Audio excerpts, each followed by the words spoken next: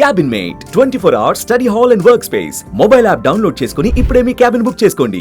నమస్తే, నేను విజయ్. ఆపరేషన్ సింధూర్ తర్వాత పాకిస్తాన్ ఇప్పుడు ఇండియా మీద ఎలాంటి ప్రతీకార చర్యకు దిగబోతుంది? దాదాపుగా పాకిస్తాన్లో మిలిటెంట్స్ టెర్రరిస్టులు దాదాపు 100 మంది వరకు చనిపోయారనేటువంటి సమాచారం వస్తుంది. ఇప్పుడు పాకిస్తాన్ ఏం చేయబోతుంది? తెలుగు రాష్ట్రాలకి ఏదన్నా ప్రమాదం ఉండే అవకాశం ఉందా? ఎస్, వీటి గురించి డిస్కస్ చేద్దాం. మనతో పాటున్నారు రిటైర్డ్ ఆర్మీ ఆఫీసర్, అలాగే సీనియర్ ఆఫీసర్ కల్నల్ వివి రావు గారు మనతో పాటు. సార్ నమస్తే. సార్, మొత్తం అందరూ కూడా పాకిస్తాన్ సైలెంట్గా ఉండదు, పాకిస్తాన్ ఇప్పటికే టెర్రరిస్టుల్ని ప్రేరేపిస్తున్నారు, మన వైపు పంపిస్తున్నారు, వరుసగా అటాక్స్ చేపిస్తూనే ఉన్నారు. అలాంటిది మనం వాళ్ళ భూభాగంలో దాదాపు 9 చోట్ల బ్లాస్ట్ చేసాం. అలాంటి పాకిస్తాన్ సైలెంట్గా ఉంటుందా? దొంగ దెబ్బ తీస్తే మన తెలుగు రాష్ట్రాలకి ఏమన్నా ఇంపాక్ట్ ఉండే అవకాశం ఉంటుందా? మనం కేవలం టెర్రరిస్ట్ ఇన్ఫ్రాస్ట్రక్చర్ని అటాక్ చేసాం. దానివల్ల ఏంటంటే ఐడియల్గా అయితే సైలెంట్గా ఉండడం ఉభయ దేశాలకి కూడా మంచిది, ప్రపంచానికి కూడా మంచిది. మిగతా ఇష్యూస్ అన్నీ ద్వైపాక్షికంగా రిజల్యూషన్ చేసుకోవచ్చు. కానీ అది కనిపించట్లేదు ప్రస్తుతానికి. కానీ మనం ఇంకా లాంగ్ రూప్, భారతదేశం ఇంకా లాంగ్ రూప్ ఇస్తానే ఉంది. ఫేజ్ 1 అన్నారు కానీ దీన్ని ఫేజ్ 2 అన్నది ఇంకా ఏమీ మొదలెట్లు పెట్టలేదు. మనం పాకిస్తాన్ రియాక్ట్ అవుతుందన్న దాన్ని బట్టి మన ఫేజ్ 2 ఉంటుంది. ఇప్పుడు మనం ఒక తెలుగు యూనియన్ అంటే మనం ముఖ్యంగా దేశంలో ఎక్కువ ప్రాంతాలు బార్డర్కి ఆనుకోనటువంటి రాష్ట్రాలు ఇంపాక్ట్ అయ్యే అవకాశం ఉంది. ఆ తర్వాత అంటే మనం రీసెంట్గా మాక్ డ్రిల్స్లో కూడా చూస్తే ప్రయారిటీ 1, 2, 3, 4 చెప్పారు. 1, 2, 3, 4లో థర్డ్ ప్లేస్లో మన హైదరాబాద్ ఉంది. హైదరాబాద్లో చాలా చోట్ల కూడా డ్రిల్స్ చేశారు. అలాగే తెలుగు రాష్ట్రాల్లో అటు తెలంగాణ కానీ ఆంధ్రప్రదేశ్ కానీ ఏదన్నా అటువైపు నుంచి టార్గెట్ చేసే అవకాశాలు ఎంతవరకు ఉండొచ్చు? ఉన్నాయండి. ఎందుకంటే హైదరాబాద్ కీలకమైన ప్రదేశం. ఆర్డినెన్స్ ఫ్యాక్టరీస్ ఉన్నాయి మెదక్లో, అలాగే డిఆర్డిఓ ఎస్టాబ్లిష్మెంట్స్ ఉన్నాయి. సో హైదరాబాద్ ఆ విధంగా ఇంపార్టెంట్ అవుతుంది. అలా కూడా కాకుండా అది IT known city, IT capital Bengaluru అనుకున్నా కానీ దాని తర్వాత దాదాపు హైదరాబాదే అనుకోవాలి. ఈ విధంగా హైదరాబాద్ ఇంపార్టెంట్ అవుతుంది. నెక్స్ట్ అంటారా వైజాగ్. ఒకసారి మ్యాప్లో చూపించే ప్రయత్నం చేస్తారా? ఇప్పుడు మనకి పాకిస్తాన్ ప్లేస్ ఇక్కడ ఉంది, గ్రీన్ కలర్లో కనిపిస్తుంది కదా, ఈ ప్లేస్ ఉంది.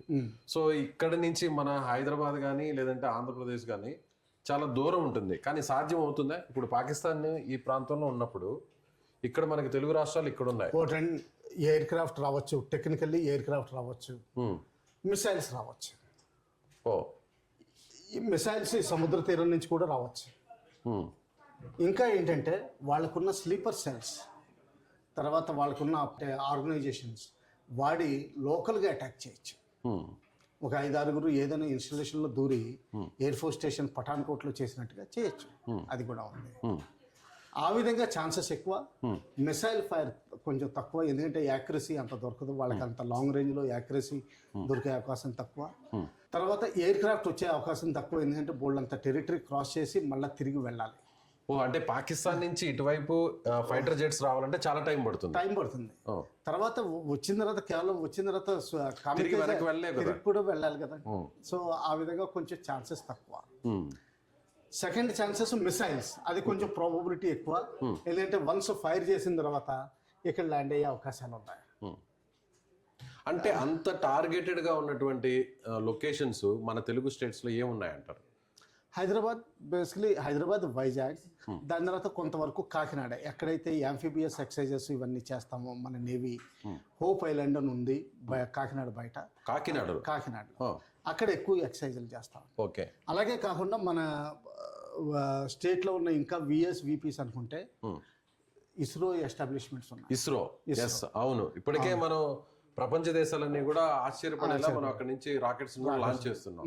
సో ఇటీవల ఉంది 18వ తారీఖున కూడా ఒక శాటిలైట్ కూడా కేవలం డిఫెన్స్ సంబంధించినటువంటి డిఫెన్స్ శాటిలైట్ కూడా లాంచ్ చేస్తున్నాం.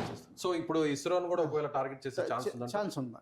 ఓకే. ఏదైనా సరే అంటే ప్రపంచ దేశాలకి తెలియజేయాలి కాబట్టి ఇస్రో అయితే చాలా డ్యామేజ్ చేసాం, మీ క్యాపబిలిటీస్ డ్యామేజ్ చేసాం అన్నది కూడా చూపించుకోవాలి. ఇప్పుడు ఇస్రో అంటే ఇక్కడ ఉంటుంది సార్, మనకి చెన్నైకి దగ్గర అనుకోండి. ఈ ప్రాంతానికి పాకిస్తాన్కి చాలా దూరం ఉంటుంది. ఎలా సాధ్యం ఉంటుంది? చెప్తున్నాను కదండి, మామూలుగా ఏంటంటే లోకల్గా స్లీపర్ సెల్స్ ఉంటారు, వాళ్ళ ద్వారా ఏదైనా చేయించవచ్చు.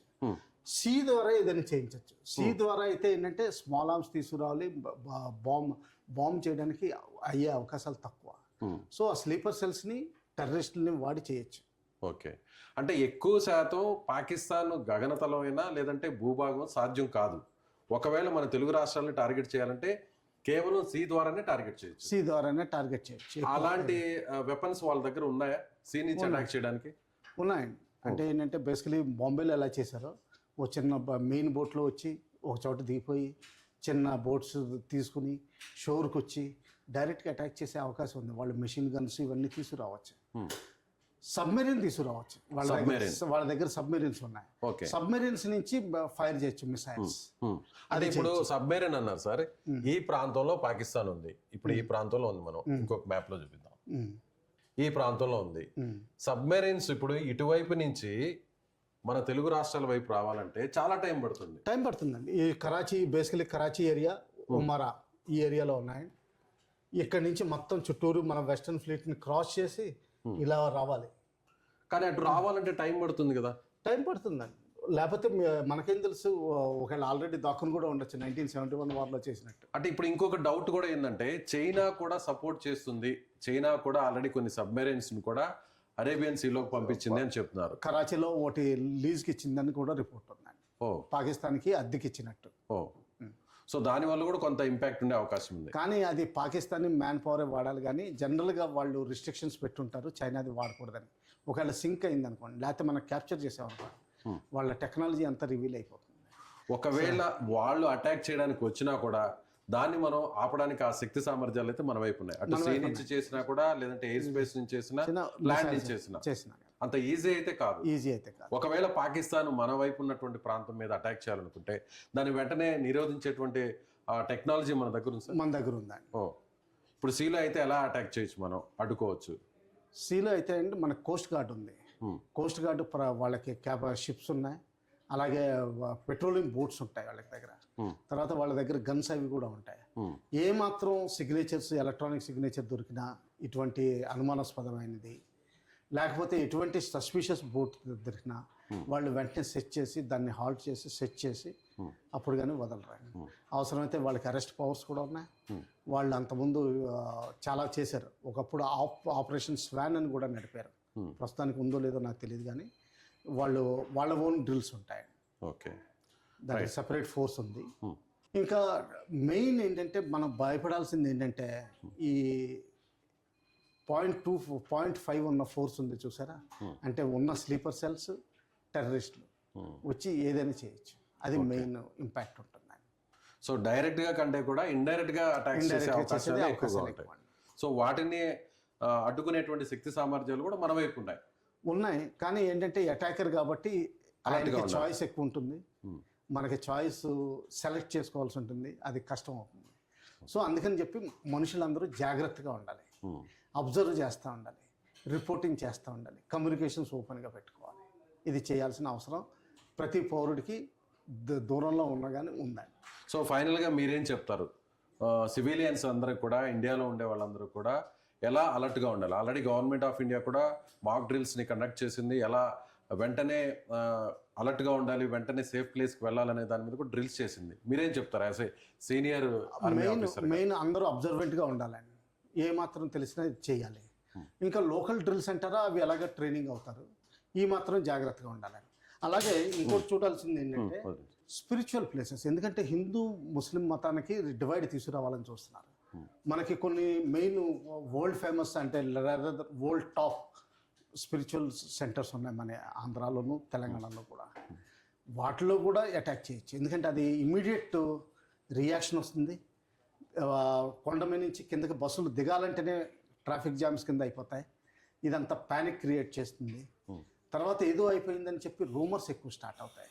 ఈ రూమర్స్ నమ్మకూడదు, ఓన్లీ అఫీషియల్ ఇన్ఫర్మేషన్ నమ్మాలి. మనకు నమ్మదగ్గకపోయినా కానీ అటువంటి వాటిని బిలీవ్ చేయాలి. తర్వాత ఏంటంటే ప్యానిక్ అవ్వకూడదు ఏది జరిగినా కానీ. ఇది చేయాల్సిన తర్వాత జాగ్రత్త అది ఎక్కువ చేయాలండి.